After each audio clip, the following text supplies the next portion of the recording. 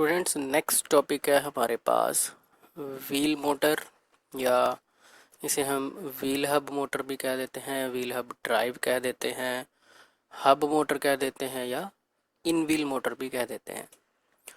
तो ये जो मोटर है आमतौर पे आपने देखी होगी ई बाइक्स में यूज़ होती है। आजकल बैटरी ऑपरेटेड साइकिल्स आ रहे हैं, उसमें ये यूज़ होती है।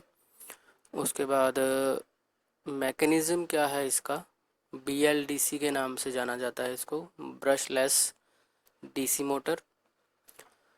अब हब मोटर का इस्तेमाल क्यों ज़्यादा किया जाने लगा है, क्योंकि अगर हम अलग से एक मोटर को यूज़ करते हैं जिसमें एक पिनियन लगा होगा, उसको चेन ड्राइव दी जाएगी, ठीक है, तो उससे क्या होता है, मैकेनिज़्म बहुत ज़्यादा कॉम्प्लिकेटेड हो जाता है, जिसे मेंटेनेंस की भी ज़रूरत पड़ती है, एडजस्टमेंट की भी ज़रूरत पड़ती है, और उसकी वियर टियर भी ज़्यादा है। तो उसकी जगह पे अगर हम व्हील हब मोटर का इस्तेमाल करते हैं तो एक तो ये बिल्कुल ही मेंटेनेंस फ्री है, सेकेंडली मैकेनिज़्म जो है बहुत सिंपल है।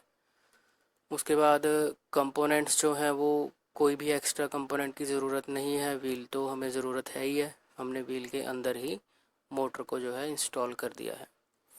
इसके एडवांटेजेस क्या हो जाते हैं, एक तो वेट सेविंग है, कंपोनेंट्स कम हैं तो ऑब्वियसली वेट तो कम होगा ही, किसी तरह की डिफरेंशियल की ज़रूरत नहीं है, ड्राइव शाफ्ट की ज़रूरत नहीं है, हाफ एक्सल की ज़रूरत नहीं है।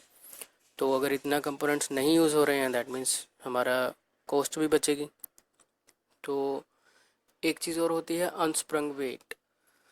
सस्पेंशन के नीचे जितना भी वेट यूज़ किया जाता है सस्पेंशन के बाद, उसे हम अनस्प्रंग वेट कंसिडर करते हैं, और वो वेट जितना कम हो उतनी ज़्यादा व्हीकल की स्टेबिलिटी अच्छी रहती है।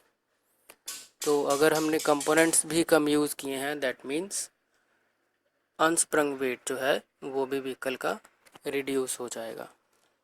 तो इसलिए हम जो है हब मोटर जो है आजकल ज़्यादा यूज़ कर रहे हैं रादर दैन ट्रेडिशनल मोटर्स।